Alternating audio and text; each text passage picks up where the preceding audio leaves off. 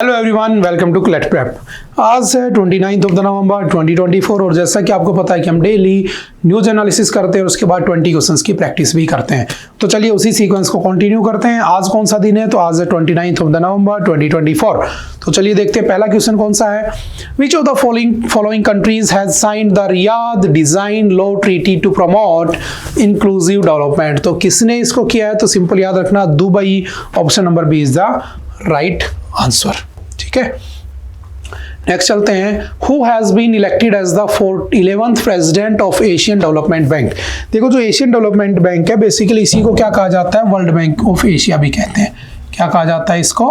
World bank of Asia भी कहते हैं। ठीक है, सिंपल सा याद रखना। ठीक है, अब हुआ क्या कि जो एशियन डेवलपमेंट बैंक है, वर्ल्ड बैंक ऑफ एशिया इसको कहा जाता है, ये बना कब था? तो 1966 में बना था। How many members are there in this? तो 68 मेंबर्स हैं। ठीक है, अब जो एडीबी है, एशियन डेवलपमेंट बैंक, इसका हेडक्वार्टर कहाँ पे है? तो याद रखना Manila. Where is the headquarter? Manila. और मनीला कहाँ पे है? तो फिलीपींस में। ठीक है, सिंपल सा याद रखना। इसका जो प्रेसिडेंट है ये करता क्या है? ये आपके एशिया में डेवलपमेंट के लिए पैसा देता है। जैसे वर्ल्ड बैंक क्या करता है? डेवलप्ड कंट्रीज को पैसा देता है, आईएमएफ डेवलपिंग कंट्रीज को पैसा देता है। एडीबी एशियन डेवलपमेंट बैंक को एशिया का वर्ल्ड बैंक कहते हैं। ये एशिया में डेवलपमेंट के लिए, इंफ्रास्ट्रक्चर डेवलपमेंट के लिए पैसा देता है। जैसे इसने हमें पीएम गति शक्ति जो हम स्कीम लेकर आए थे, उसमें इसने हमें क्या किया था? इसने बेसिकली हमें 25 बिलियन डॉलर का लोन दिया था 5 साल के लिए। तो ये सब काम करता है। इसका जो प्रेसिडेंट है वो कौन था? सागा मासाकुशु। ठीक है, वो चेंज हो चुका है। अब कौन हो चुका है? तो मसात्सुगु असाकावा, सॉरी, ये चेंज हो गया। अब कौन बन गया है? मसाटो कांडा।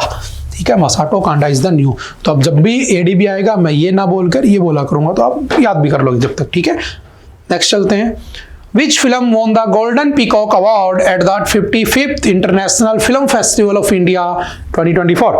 तो ये जो आपका इंटरनेशनल फिल्म फेस्टिवल हुआ है इंडिया, इसमें किस मूवी ने गोल्डन पीकॉक अवार्ड जीता है? तो याद रखना टॉक्सिक।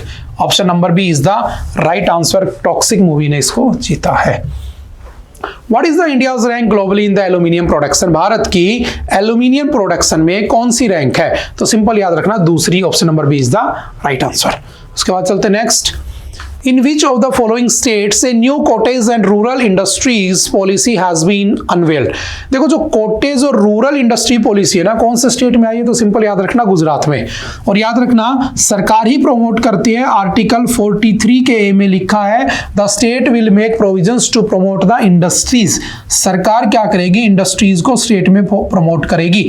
और इसी के आर्टिकल 43 के बी में क्या लिखा है? तो इसमें साफ साफ लिखा है the state will make provisions to promote the cooperative societies.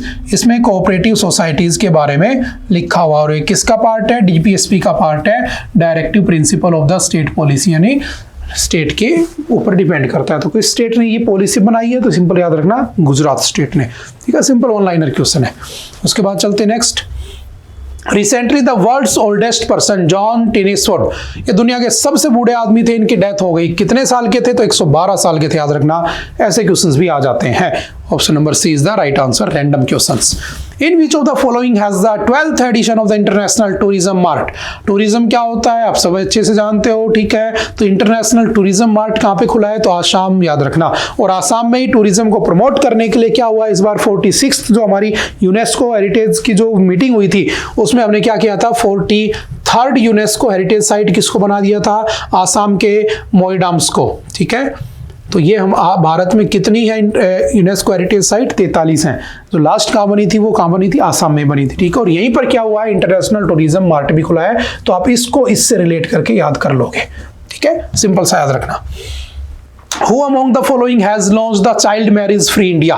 किसने child marriage free India campaign start किया? तो चाइल्ड मैरिज यानी कि 18 साल से कम उम्र में शादी होना चाइल्ड मैरिज मानी जाती है। ठीक है, age of consent is the 18 years. ठीक है, इससे पहले चाइल्ड मैरिज। और चाइल्ड मैरिज प्रोटेक्शन एक्ट कब आया था? चाइल्ड मैरिज प्रोटेक्शन एक्ट कब आया था? तो 2006, सिंपल याद रखना। ठीक है, तो किसने इसको कैंपेन को शुरू किया है? तो अन्नपूर्णा देवी ने इसको स्टार्ट किया है कि हमें क्या करना है, इंडिया में चाइल्ड मैरिज नहीं होनी चाहिए। एक समय होता जब 9-9 10-10 साल की एज में शादियां हो जाती थी, फिर हम पढ़े लिखे हुए धीरे धीरे हमने एज ऑफ कंसेंट बिल 1860 लाए, 12 साल किया, फिर 91 लाए, हमने 14 ईयर किया, फिर शारदा एक्ट लाए, फिर हमने आगे चल के 1978 वाला वो सब किया, और आज के दिन हमारे यहाँ पर 18 and 21 इज द एज। ठीक है, सिंपल याद रखना। In which of the following has the Indian Coast Guard organized the National Maritime Search and Rescue Exercise? तो कहां पर हुई है? Kochi, option number C is the right answer. Simple one liner question.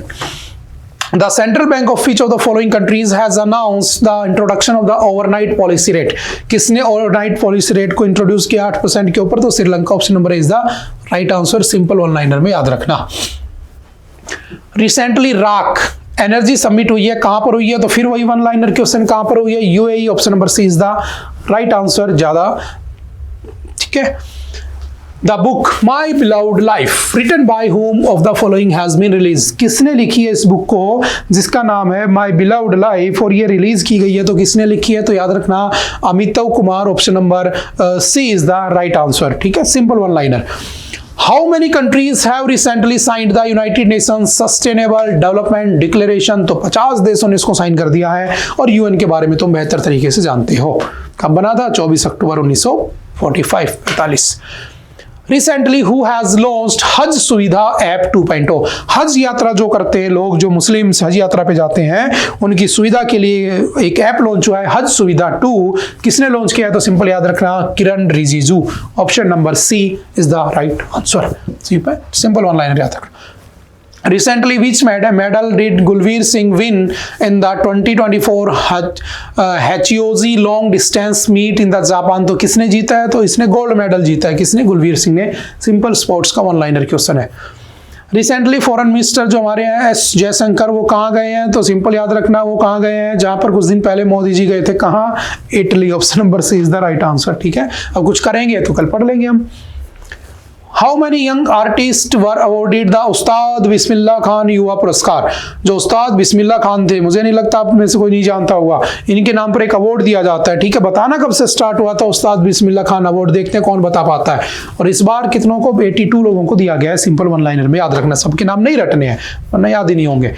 Recently the Prime Minister of which country has come on a 3-day visit to India? कौन आया है? चलो मैं हिंट दे देता हूँ।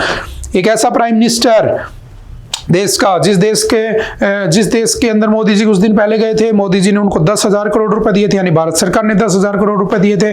उन्होंने हमें उनका हाईएस्ट सिविलियन अवार्ड दिया था, जिसका नाम था ऑर्डर ऑफ गाइलेपो। ठीक है, ड्रूक गाइलेपो। तो सिंपल याद रखना कौन सा है? Bhutan, option number is the right answer. ठीक है।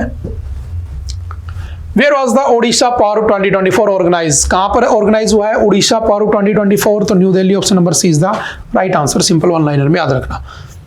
Recently Abdurrahman Mohammed Abdullah has elected president of his country? किस कंट्री के बने हैं? तो सोमालीलैंड के बने हैं, option number B is the right answer. Simple one liner question है, ज्यादा कुछ नहीं देखना है।